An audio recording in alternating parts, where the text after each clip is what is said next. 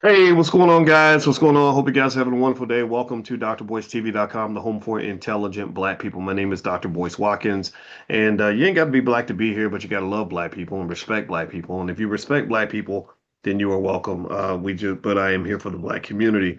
With that being said, I want to talk about some of these weight loss drugs, man.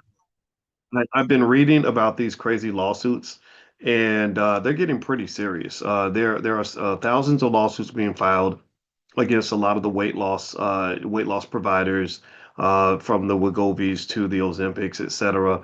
Novo Nordisk is the company that's behind, I think, Ozempic, and it's getting pretty messy. And I thought that I would just sort of give you a friendly warning about what some of these lawsuits entail. We're going to talk a little bit about big pharma and the money behind it, and also what I'll do is when we're done, I'll give you some safe investments that I believe in the healthcare industry. I think that it's a great industry to invest in because that's where the money is. And you guys know I'm a finance professor, so my job is to support you in your quest for wealth. But also remember, health is connected because if you don't take care of your health, then your wealth will disappear. All right. So anyway, as you come in, I also want to remind everybody that this podcast is also on Spotify, so you can find us on Spotify too.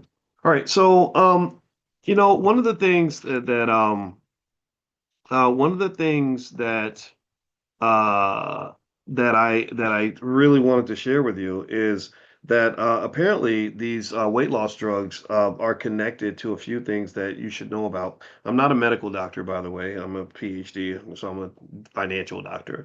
But gastrointestinal paralysis and severe nausea. They said some users are experiencing gastroparesis, vomiting, chronic nausea, and an inability to digest food normally.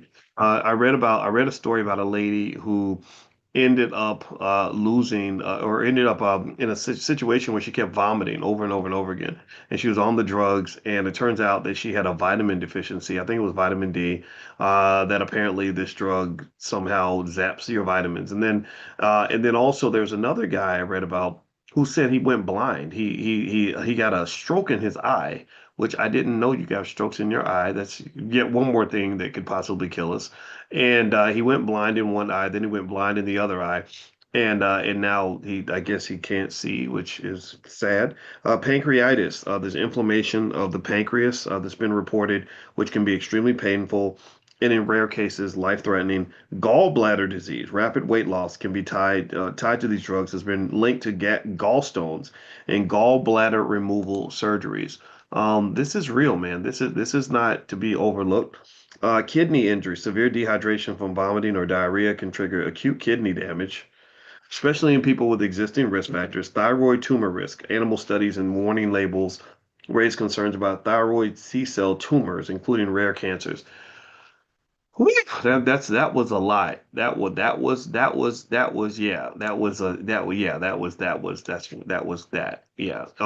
So what do y'all think? I'm curious to know. Does anybody know anybody who's taking these drugs, or are you taking them yourself? What's your experience been like?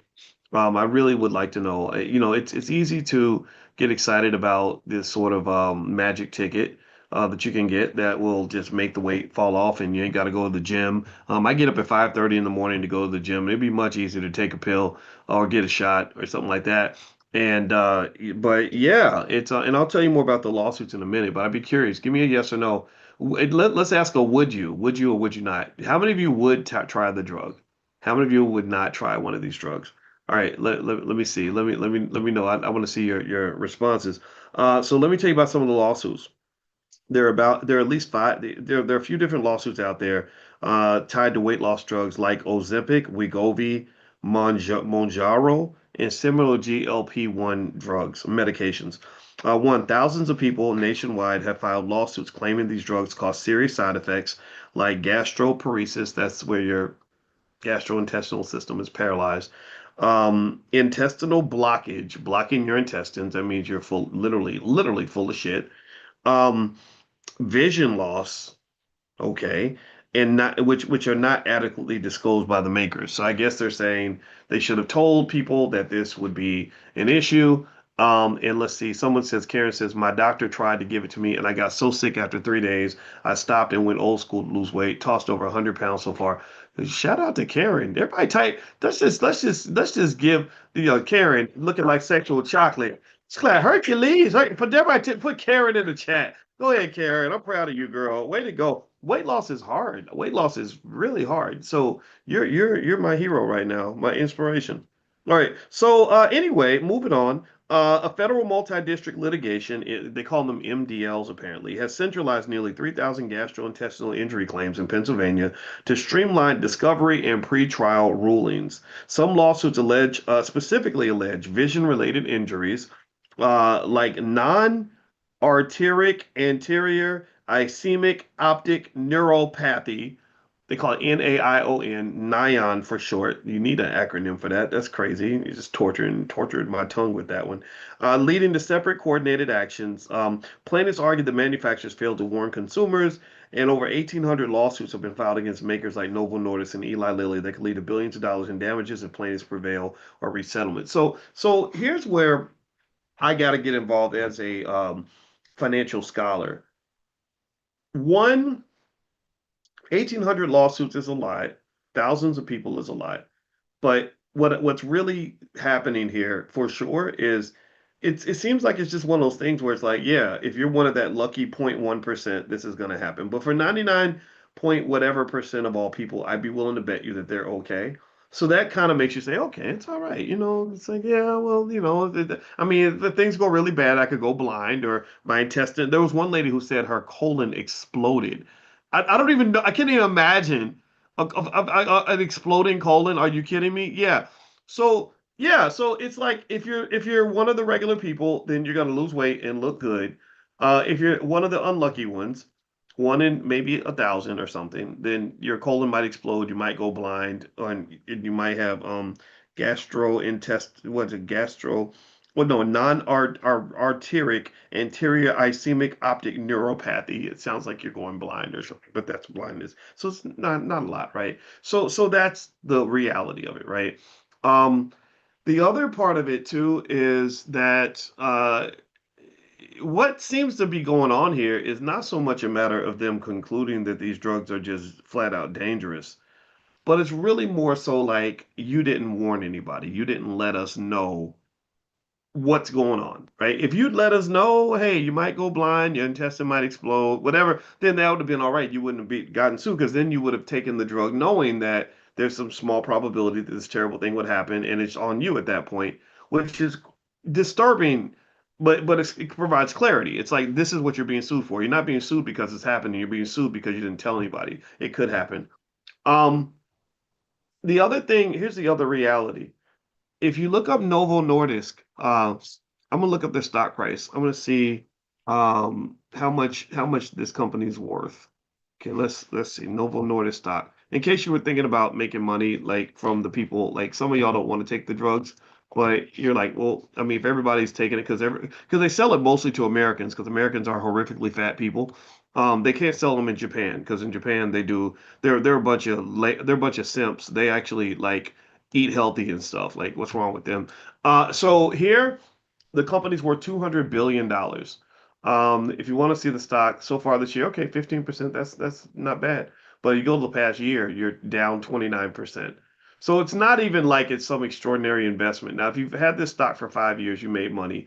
But if you bought up here back when all the hype was going on at 141, you're very upset because you went from 141 down to 60. So you're getting killed. So don't think that any of these stocks are sort of magic bullets financially, that somehow if I own the drug that makes all the if I own the company that makes the drugs for fat people, that I'm going to make money because the world would never run out of fat people. And I'm not making fun of you if you're fat because I'm talking about myself really. But I do go to the gym though, so I'm trying to be unfat. So, so really, I wouldn't say it's a great investment, to be honest with you. I think that it's one of those things where if you got in early before the momentum took over, then you could make some money. Right now, the company is a risky investment, in my opinion. It's very risky because if these lawsuits hit, that's going to cause some financial damage. But the other side of that, though, is that they've probably factored this in to some extent.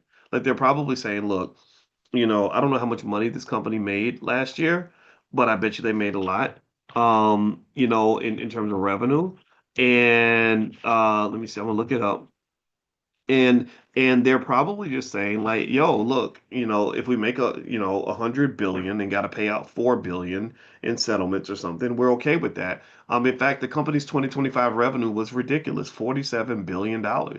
So if you make 47 billion and you pay three or four, then that's how they do the math, right? This is just the reality. And this is one of the reasons why I think one of the most dangerous side effects of capitalism is that everything shouldn't be driven by a capitalist model. The idea that you are weighing people's health against money is incredibly problematic.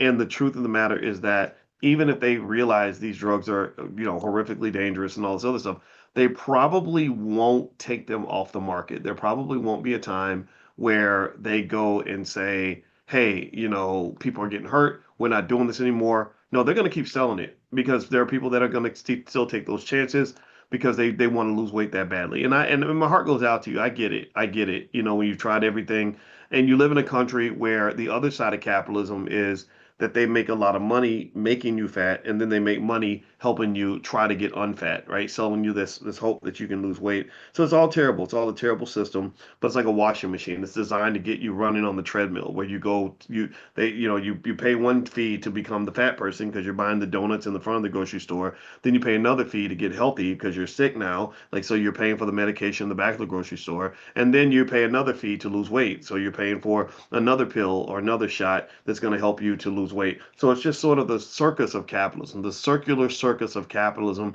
which I encourage you to be conscious of. The reason we do our morning class and it's called financial consciousness is because I want you to be conscious of how these systems work so you don't get yourself caught up in that rat race, right? Like another rat race is we're trained to get up and go to work every day for some big corporation, and then we're trained to spend all of our money, so we become financially desperate. So we got to go to work again. So literally, that money is running through your financial body the same way food runs through your body. Really, food is these drugs, they hold some of your food in your intestine, which is can't be healthy, but actually it's supposed to go through your body and go in and go out. But your money's not really supposed to do that. You're supposed to hold some of that back.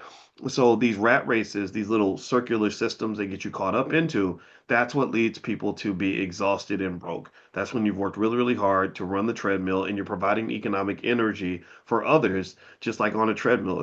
Back in the day, the original treadmills were not for exercise. The original treadmills, other my fellow fat people will appreciate this. The original treadmills were designed to create electricity for the prison. So they would make the inmates, as a punishment, walk or run on the treadmill, and that would produce energy for the prison, right? So then eventually somebody said, "Oh, well, let's just torture ourselves on purpose," and that's when it became an exercise thing because they noticed that the inmates were losing weight, but they probably weren't taking this stuff. So anyway, with that said, let's talk about some of the money in this industry, and then what I'm going to do is I'll give you some safe investments in this space that I think you may want to take a look at, or actually, and I'll give you a profit alert on a stock that I'm going to buy today. And I'm writing it down now because I don't want to forget. All right. So anyway, do me a favor, hit the thumbs up button, thumbs up, share, subscribe. My name is Dr. Boyce Watkins. I'm a finance PhD, and I also teach class every morning for free to thousands of you that want to learn about economics. If you text the word morning to the number 87948, I will invite you. So text morning to 87948. Also, I'm on Spotify. So if you go to Spotify, type my name in, Boyce Watkins. Look for the Dr. Boyce Breakdown. That's a podcast I have. I have another one as well, but you can find either one. It's up to you. All right, so here's some financial stats on this industry that explains why they're going to keep on selling these drugs, whether they kill you or not. One, Americans spent $71 billion on GLP-1 drugs. These are Ozempic, Wegovy, Mounjaro, etc. That's a 500% jump since 2018. That's kind of wild. The U.S. weight loss industry hit about 90 billion just in 2023. It's probably doubled or tripled since then. Semaglutide, the active ingredient in Wegovy Ozempic, became the top-selling drug with about 13.8 billion in sales, and that's just in 2023. So these numbers are a little bit dated, actually. There's analysts expect that the global obesity drug market could generate up to 100 billion a year by 2030. And so ultimately, let's see, the global weight loss and obesity management market overall was valued around 232 billion in 2023, but it's expected to reach half a trillion dollars by 2032. So a lot of money is being made here. When there's money, when they get paid, the money will be made. As long as they get paid, the money's going to get made. So you might want to go hide in the shade. That was bars for you. And I say that because um, you're not gonna ever have government officials really telling you like what these drugs will do to you. You'll never have them say, "Gosh, we care so much about the American public that we really want to make sure you're safe, so we're going to take this off the market." They don't do that in America.